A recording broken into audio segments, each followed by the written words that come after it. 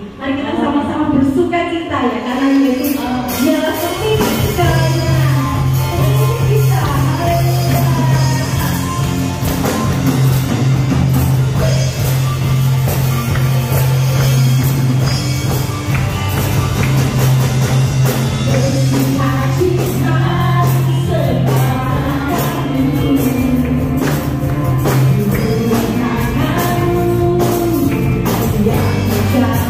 Yang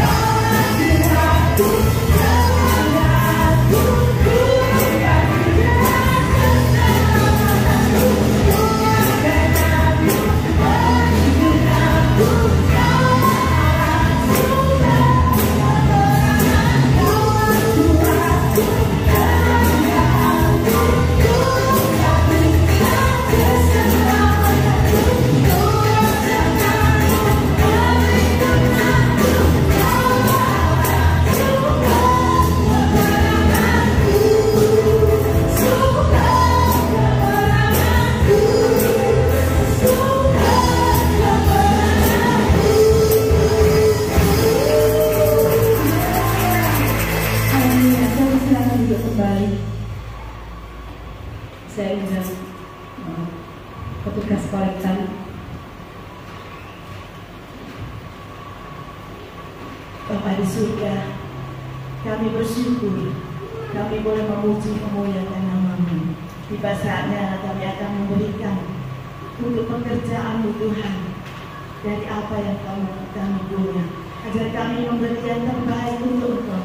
Karena kami tahu Tuhan, saat kami memberi, Engkau memberkati kami, Engkau memberkati kesehatan kami, Engkau memberkati keluarga kami, Engkau memberkati ekonomi kami, Engkau memberkati segalanya dalam hidup kami Tuhan, dan kebajikan kemurahan-Mu dalam hidup kami. Terima kasih Bapa, kiranya persembahan kami menyenangkan hati-Mu. Dalam nama Yesus kami bersyukur. Haleluya. Amin.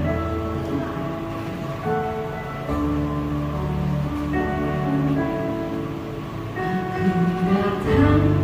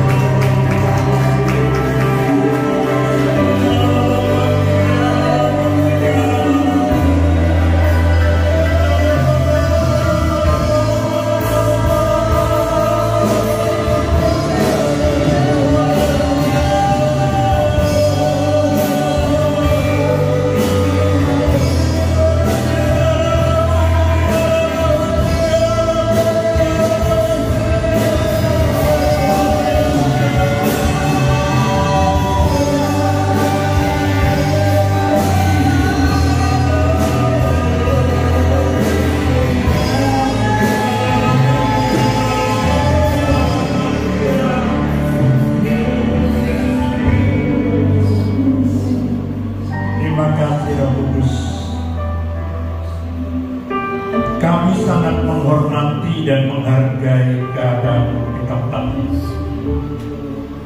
Sungguh hati kami merasa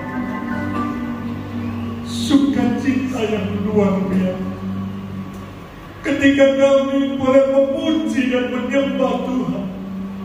Kami merasakan hadirat Tuhan ada di tengah-tengah kami. Berfirmanlah Tuhan kami hamba, urapi hamba dengan urapan kuasa Allah, agar firman yang kami taburkan menguatkan iman kami.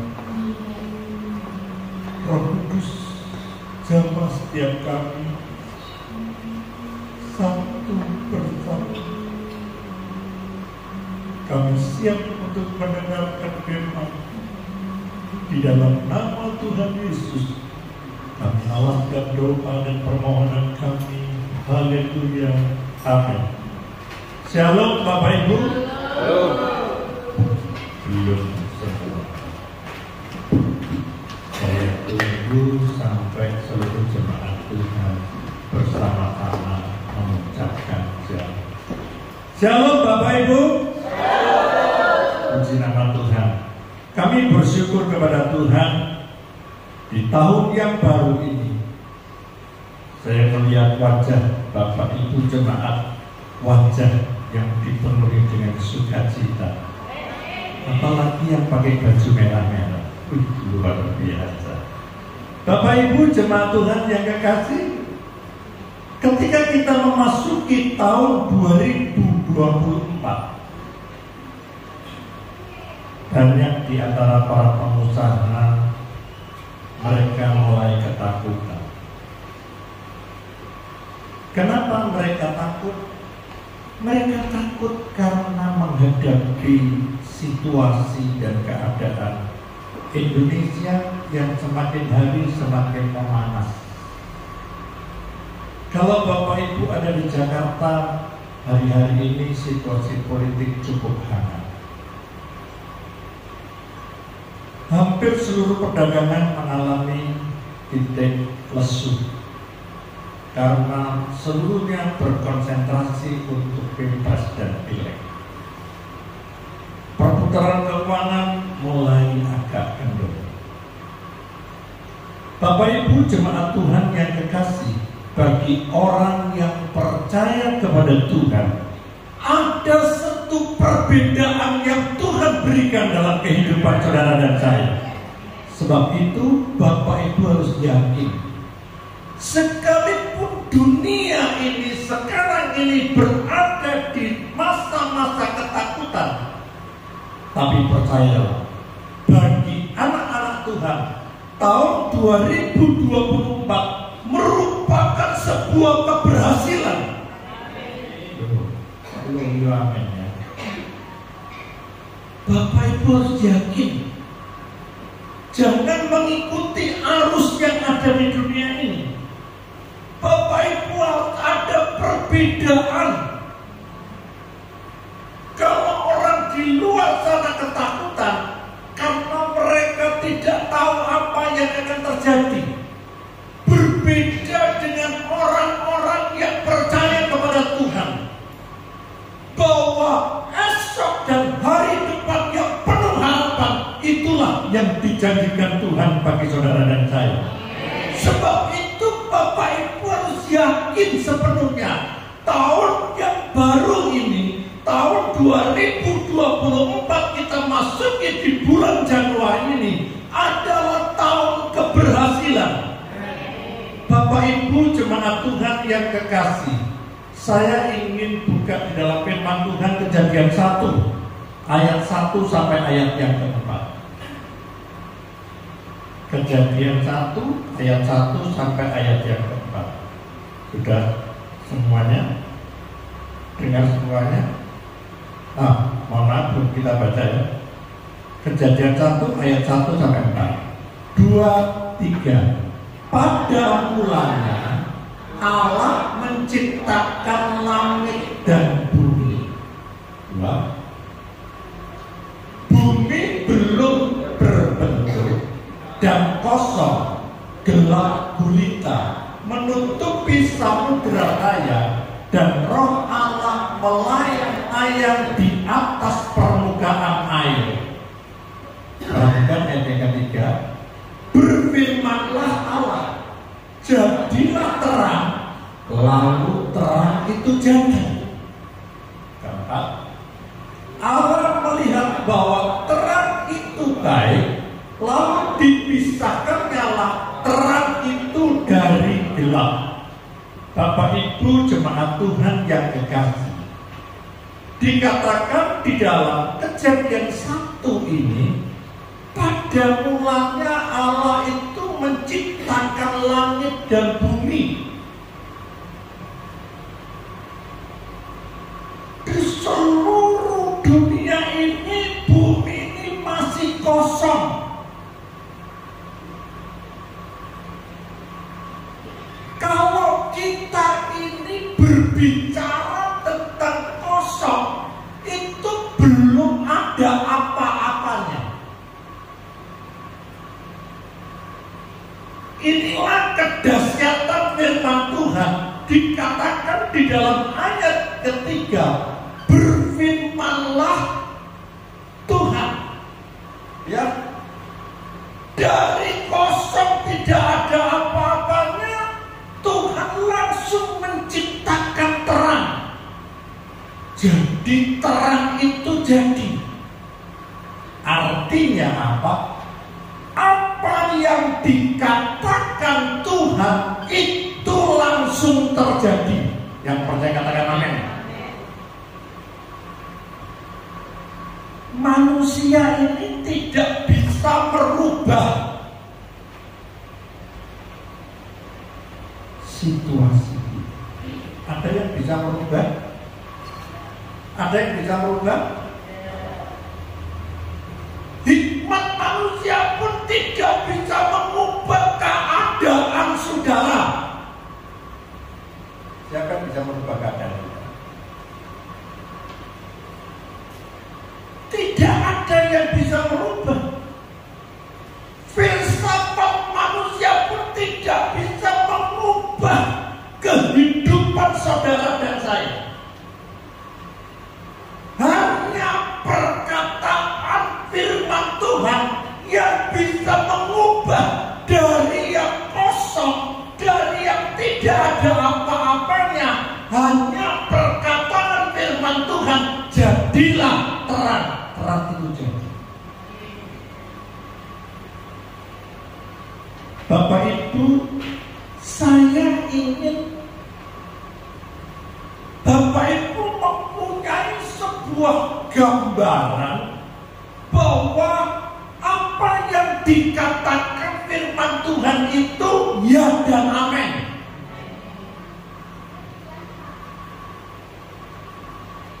Seringkali kita itu merasa siapa saya? Tetapi kalau Bapak Ibu meyakini apa yang dikatakan firman Tuhan dan itu Bapak Ibu katakan, jadilah menurut ucapan saudara. Kalau Tuhan Yesus menciptakan dunia ini hanya melalui sebuah perkataan, harusnya kalau Bapak Ibu dan saya anaknya Tuhan Yesus, Bapak Ibu harus bisa mengalami apa yang Tuhan katakan. Sama seperti seorang hamba perwira di Kapernaum. Ketika hambanya sakit, seorang perwira ini berkata kepada Tuhan, tidak pantas Tuhan Engkau datang di tempat di rumahku hambaku yang sakit. Cukup katakan sepatah kata saja, maka hambaku sembuh. Bapak Ibu, ini adalah iman kepercayaan seorang perwira kepada Yesus. Kenapa seringkali dalam hidup kita sehari-hari. Ketika kita menghadapi sebuah persoalan, kenapa iman kita ini tidak bisa seperti seorang perwira di Kapernaum? Tuhan gak usah datang ke dunia ini, cukup katakan saja penyakitku sembuh. Lupa aman melulu. Cukup katakan saja dari surga semua masalahku selesai. Itu iman kita kepada Tuhan. Hanya perkataan saja jadi. Nah, pagi hari yang indah ini menghadapi tahun 2024 di tahun yang baru ini, saya ingin mengajak jemaat Tuhan itu mempunyai sebuah pola pikir yang berbeda. Kalau tahun yang lalu pola pikir kita ini masih pola yang lama, kita tinggalkan pola yang lama itu, kita mau melangkah dengan pola pikir yang sesuai dengan firman Tuhan.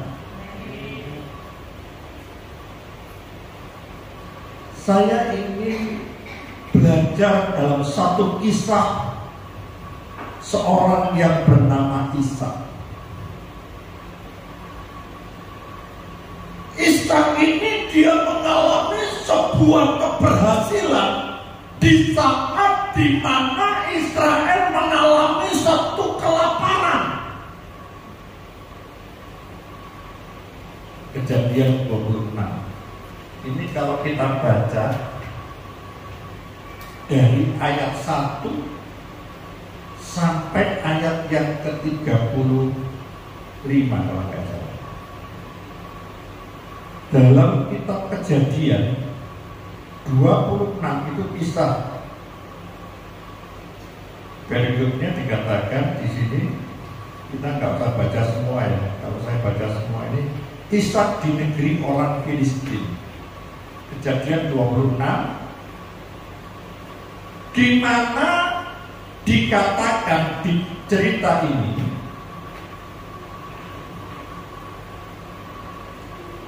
di satu daerah di mana Israel terjadi sebuah kelaparan, maka Tuhan itu memerintahkan Ishak untuk pergi ke suatu tempat yang bernama Gerar. Bapak Ibu tahu, Gerar itu adalah tandus, tanahnya kering.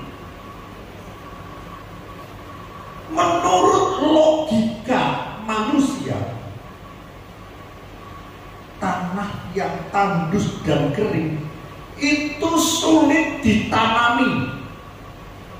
Siapa yang punya sawah banyak angkat tangan. Harus bisa. Dalam nama Yesus diberkati Tuhan, sawahmu 2 hektar itu percaya. Kalau Bapak Ibu sebagai seorang petani, Bapak Ibu tahu tanah gersang, tanah yang kering itu tidak mungkin bisa ditanami.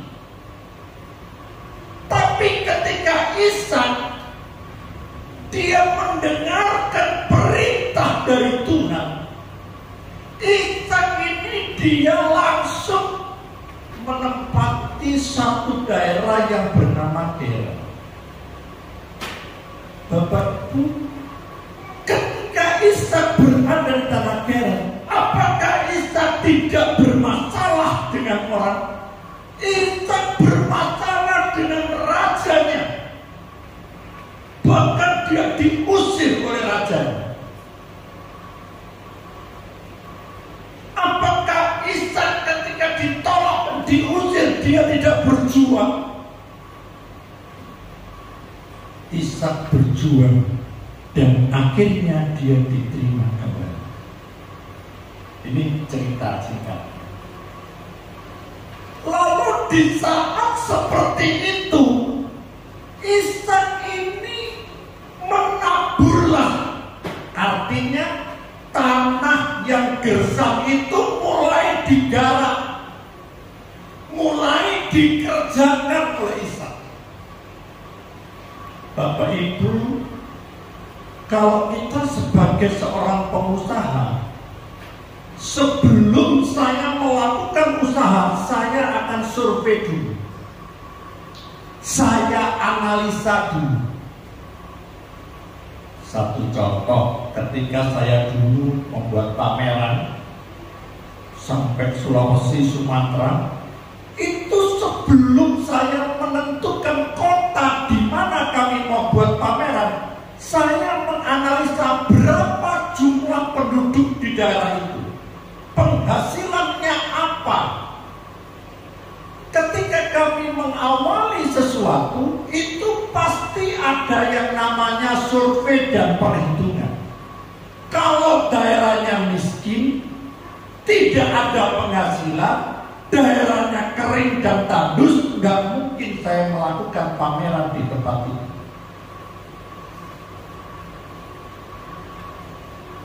Ketika Ishak melihat kondisi dan keadaan tanah yang kering, kalau itu menurut logika, pasti Ishak dia akan berpikir 10 kali. Kalau tanah ini saya kerjakan, ya kalau berhasil. Kalau gagal, berapa kerugian saya? Saya mau tanya, betul enggak? Pak Edi, betul enggak Pak Edi? Setiap orang selalu menghitung. Sebagai seorang pengusaha harus jeli dan teliti. Sebelum mengerjakan sesuatu, dianalisa dulu. Tetapi Ishak ini dia tidak melakukan analisa secara logika, tapi dia bertindak sesuai dengan perintah Tuhan. Yang percaya katakan amin. Jadi kalau sesuai dengan firman Tuhan, kita tidak perlu menganalisa dan bertanya dalam diri kita. Seringkali kita ini terlalu banyak perhitungan dengan Tuhan. Ojo hitung-hitungan ke Tuhan. Ishak dia tidak pernah bertanya dan berhitung kepada Tuhan. Dia selalu melaksanakan apa yang Tuhan katakan, sekalipun menurut logika nggak masuk akal. Ini kadang-kadang bertolak belakang dengan pikiran orang-orang pintar. Betul? Makanya jadi jiwa pintar. Seorang profesor doktor itu tidak percaya firman Tuhan. Dia percaya dengan apa yang didalami dalam ilmunya. Tetapi berbeda dengan orang yang smart, orang yang mau mengerti rencana Tuhan, orang yang mengerti kehendak Tuhan. Kadang menurut logika gak masuk akal, tapi menurut firman Tuhan tidak ada yang mustahil bagi orang yang percaya.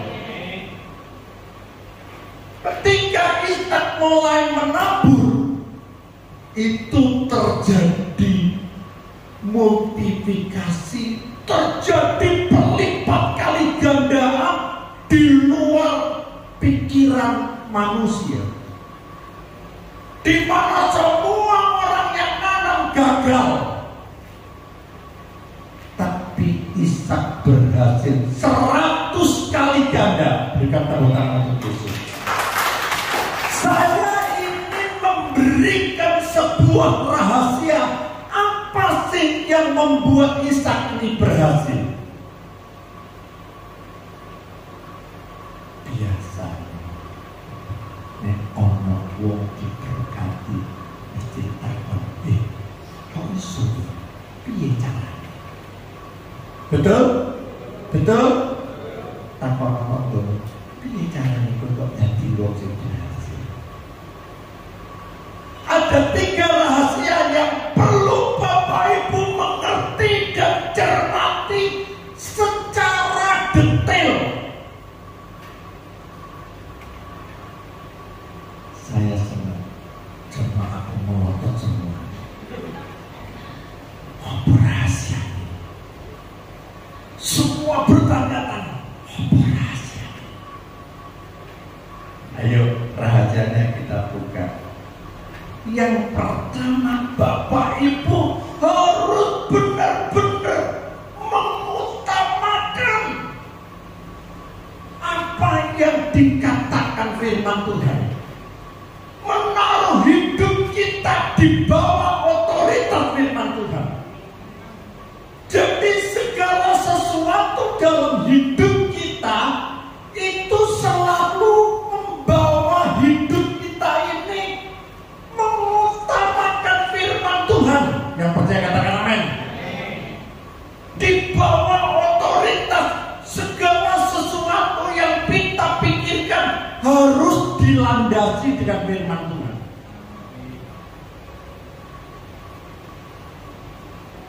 Ada banyak orang pintar, lulusan sarjana ekonomi, sarjana hukum, sarjana apa lagi? Teknik, dokter, dan lain sebagainya. Dia jadi seorang pegawai, jadi seorang karyawan.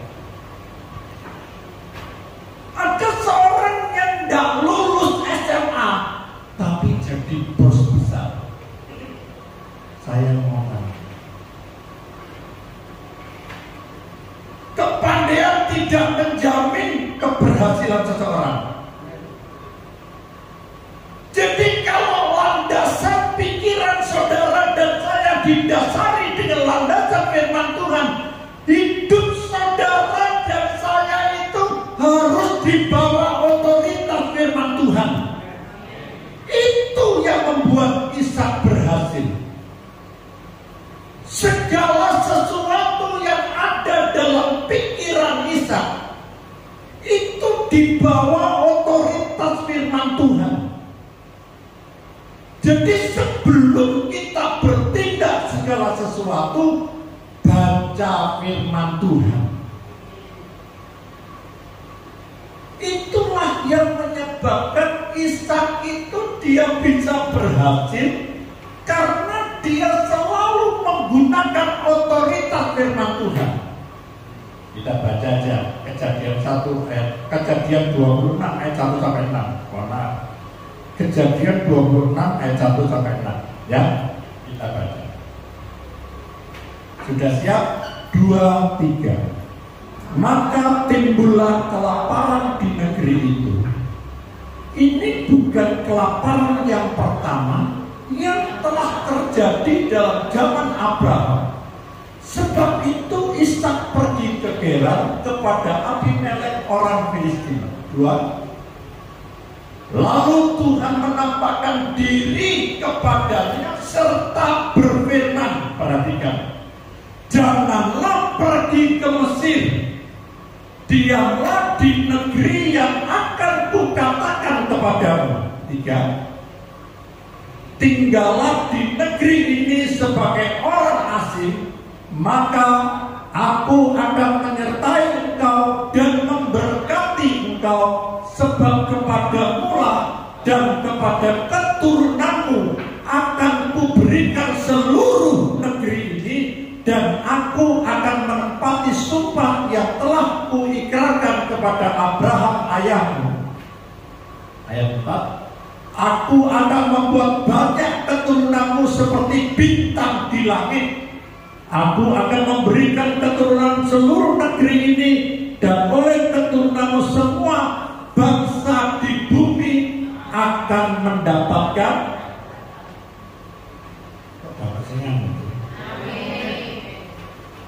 Bapak Ibu, apakah ini menjadi kenyataan Ishak sebelum dia menabur di tempat yang gersang itu? Ishak itu tidak tahu.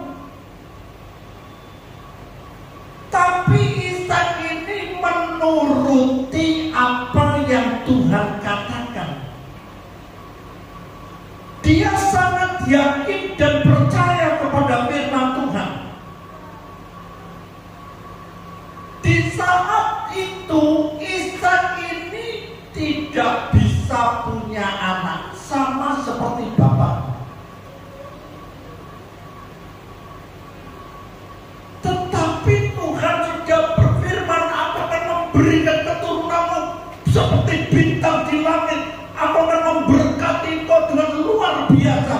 Tetapi realitas dan kenyataannya Ishak belum punya keturunan.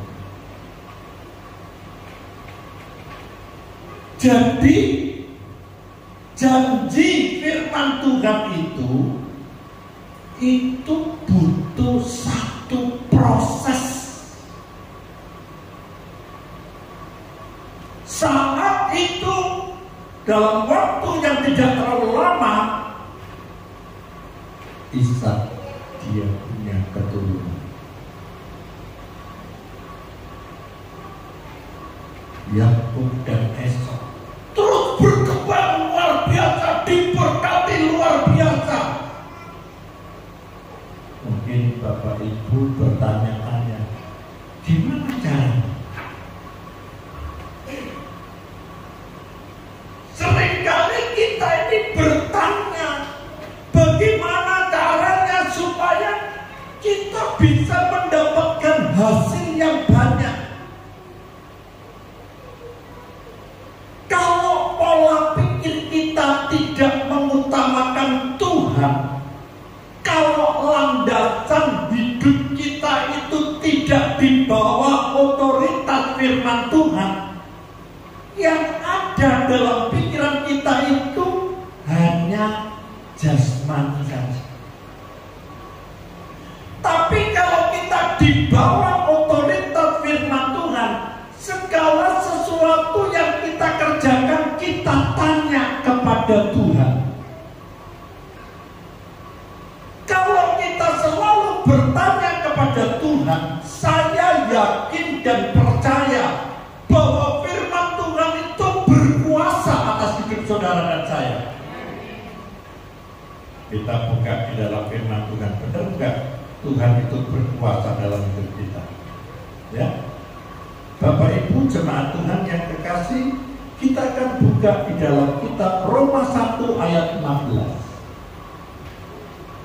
Jadi dalam hidup saudara dan saya, kalau kita mengutamakan di bawah otoritas firman Tuhan, firman itu yang berkuasa.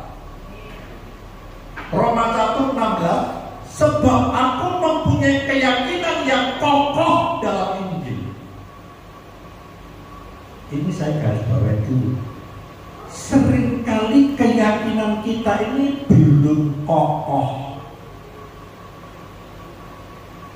Tapi kalau Bapak Ibu benar-benar punya keyakinan iman yang kokoh, yang kuat, dikatakan karena Injil adalah kekuatan Allah yang menyelamatkan setiap orang yang percaya, pertama-tama orang Yahudi tetapi juga orang Yunani.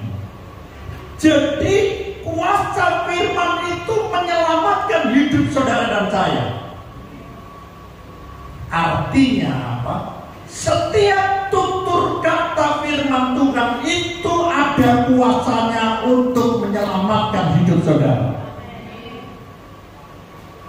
Kalau Bapak Ibu selalu mengutamakan firman Tuhan, hidupmu selalu di bawah otoritas firman Tuhan. Yang ada dalam pikiran kita, isi otak kita itu firman Tuhan. Ojo diiseni sing gak karu-karuan. Otak kita ini perlu diisi firman Tuhan supaya kita itu yang keluar dari tutur kata firman Tuhan. Ojo firman itu kebun binatang. Jadi kalau hidup kita itu selalu di bawah otoritas firman Tuhan, pikiran kita itu selalu positive thinking. Kita selalu berpikir yang baik-baik. Ojo pikiran keras, si dipikiri si rumus. Hidup ini perlu diisi dengan firman Tuhan. Kalau hidupmu itu diisi terus dengan firman Tuhan, yang keluar dari bibir dan mulut kita perkataan yang selalu menyenangkan orang lain. Yang kedua, kenapa Ishak ini berhasil? Karena Ishak ini selalu percaya dengan imannya, bertindak dengan iman. Ya, kalau bapak ibu gak punya iman, gak jadi menabur, itu gak jadi. Kejadian 26, 12 dan 13. Coba kita baca. Seandainya pada waktu itu Ishak dia tidak bertindak menabur, tidak akan menuai. Saya mau tanya, nek gak nandur apa panen? Ayo, nyawang tok. Berkati luar biasa. Wong-wong sing nandur pari sawah yang yo nek nyawang tok. Ayo, 2, 3. Maka menaburlah Ishak di tanah itu, dan dalam tahun itu juga ia mendapatkan hasil 100 kali lipat, sebab ia diberkati Tuhan. Lanjut 13.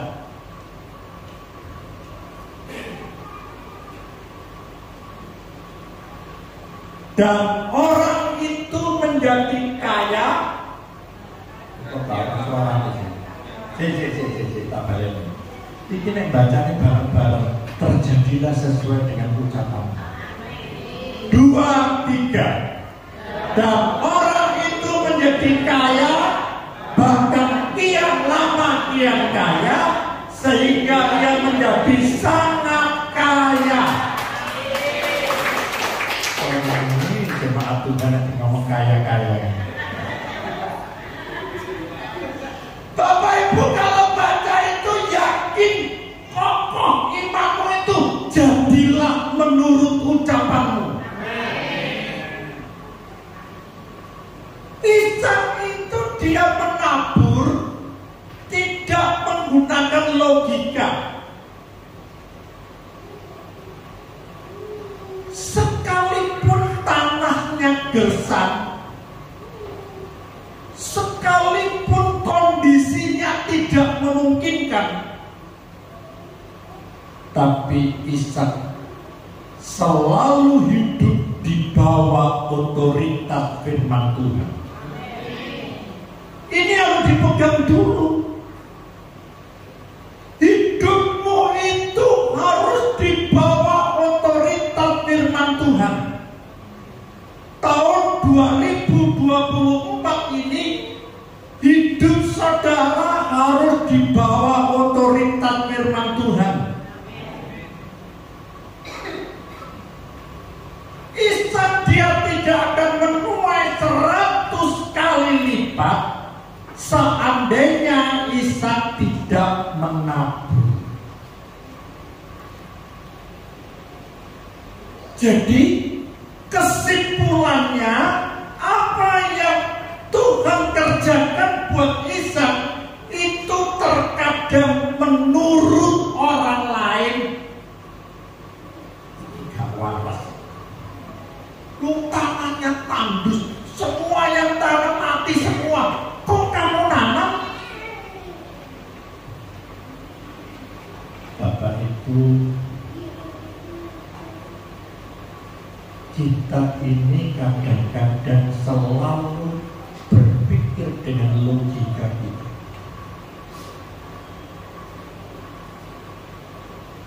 Ketika firman Tuhan itu berbicara, kamu harus tinggal di Gerar, sekalipun tempatnya tanahnya tandus, sebagai orang asing yang tidak dikenal oleh semua orang. Tetapi justru di tempat yang kering, di tempat yang tandus, Tuhan memberkati Ishak 100 kali ganda. Jadi kalau Bapak Ibu melakukan segala sesuatu itu menurut logika Bapak Ibu sukses, orang bilang oh yo antak du pasarake. Betul? Dulu ketika saya mau bangun pabrik makanan ternak, saya itu tidak punya duit dan saya minta kredit ke bank, ditolak 5 kali. Saudaranya ibu saya, dia berkata seperti ini, nama saya kan Burhan, kamu tuh jangan kata merindukan Tuhan, membayangkan sesuatu yang tidak mungkin terjadi.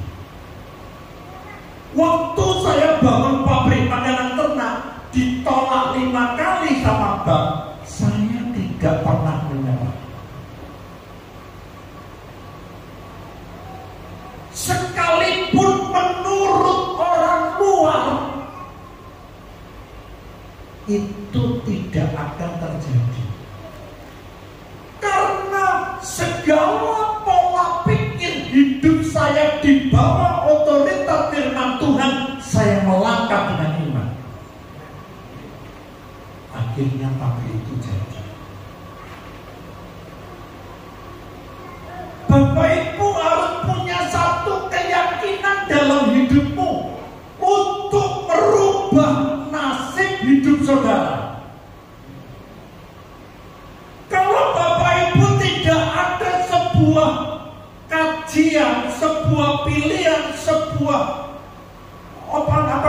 kreativitas dalam setiap usaha pekerjaan kita, bagaimana saudara akan menuai? Kalau Bapak Ibu tidak melakukan sesuatu dalam hidupmu, justru di tahun yang sulit, keadaan politik, situasi yang hangat, di saat inilah berkat itu dicurahkan dengan luar biasa. Tapi Bapak Ibu harus berani berpikir, mencari sesuatu yang orang lain belum kerjakan. Satu saat ketika terjadi satu peristiwa gempa bumi, semua orang menderita, mati semua.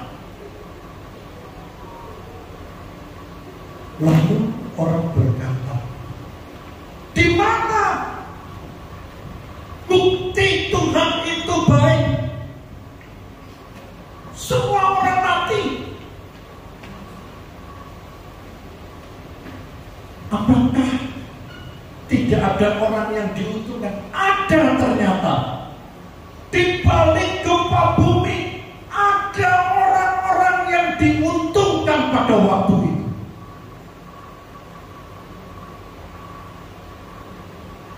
Banyak orang tidak berpikir di tengah-tengah penderitaan dan kesulitan ada orang yang diuntungkan.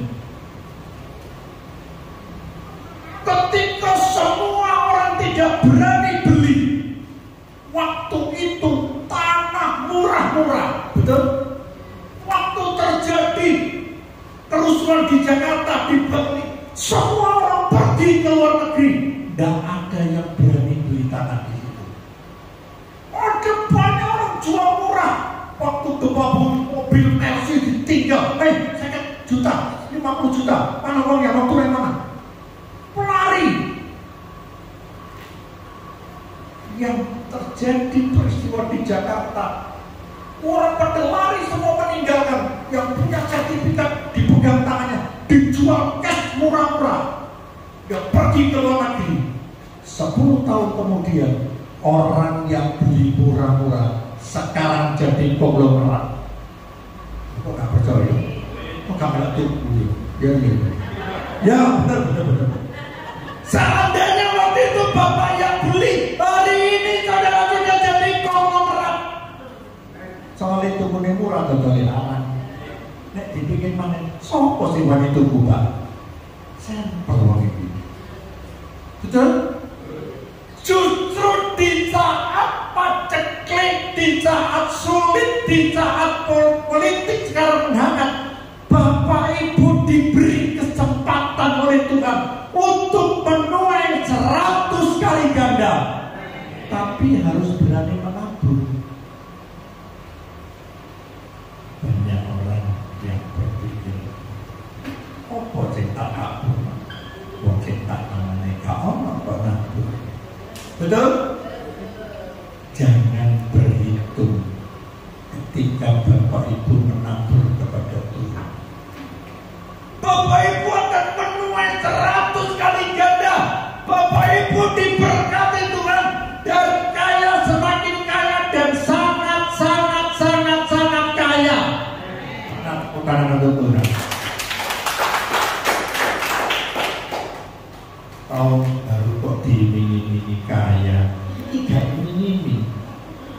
Ini terjadi. Kok menanggapi? Ini terjadi ketika kita punya keyakinan yang kokoh dan hidup kita di bawah otoritas firman Tuhan dan kita mengamini firman Tuhan, bertindak dengan iman. Yang ketiga, apa yang membuat kita berhasil? Dia selalu membangun mezbah. Kita baca Kejadian 26 ayat yang ke-25. Kejadian 26 ayat yang ke-25. Sudah belum keluar. 2, 3. Sesudah itu Ishak mendirikan mezbah di situ dan memanggil nama Tuhan. Ia memasang kemah di situ, lalu hamba-hambanya menggali sumur di situ. Bapak Ibu jemaat Tuhan yang kekasih, keberhasilan Ishak yang pertama, hidupnya selalu di bawah otoritas firman Tuhan. Hidup saudara dan saya itu, apa yang ada dalam pikiran kita harus di bawah firman Tuhan. Karena firman Tuhan itu punya kuasa. Apa yang Bapak Ibu ucapkan, jadilah menurut kehendaknya. Ishak berhasil karena dia berani bertindak atas imannya. Dan yang ketiga, Ishak selalu membuat mezbah. Bapak Ibu, dalam tahun yang baru, Bapak Ibu harus selalu mempunyai mezbah doa di tengah-tengah keluarga. Bapak Ibu harus punya hubungan yang intim dengan Tuhan.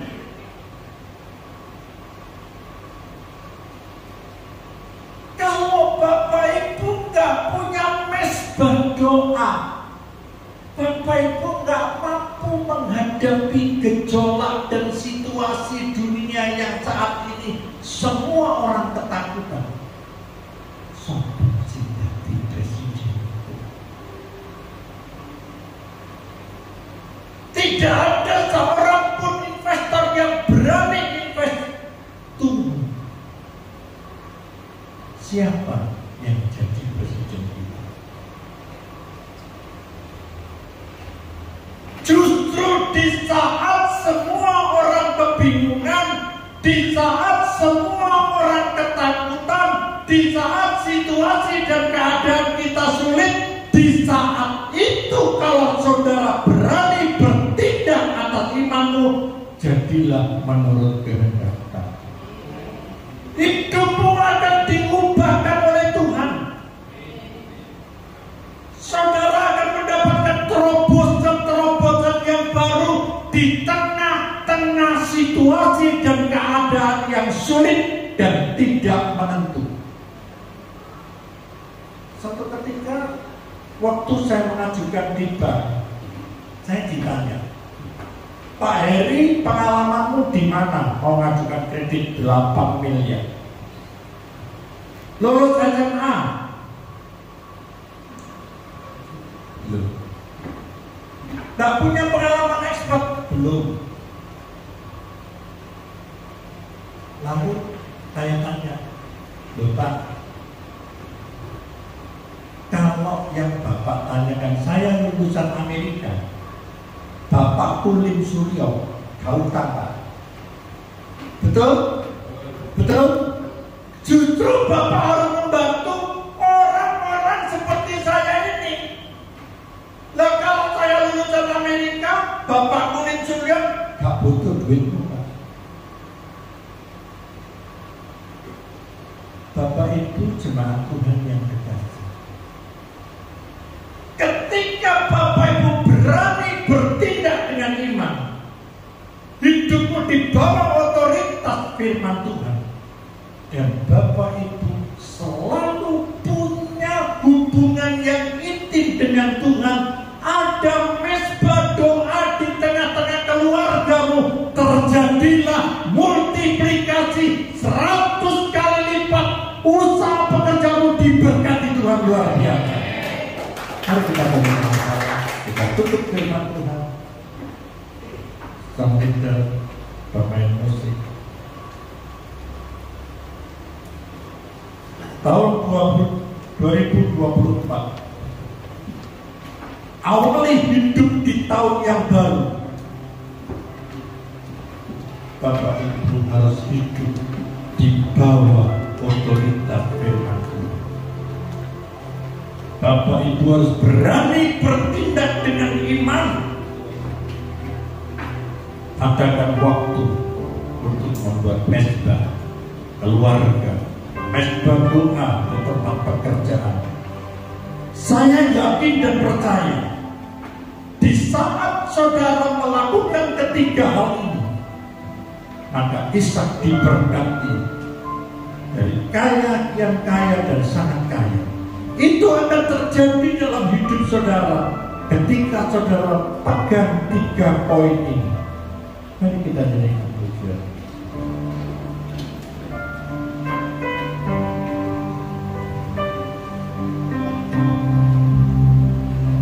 Refnya saja.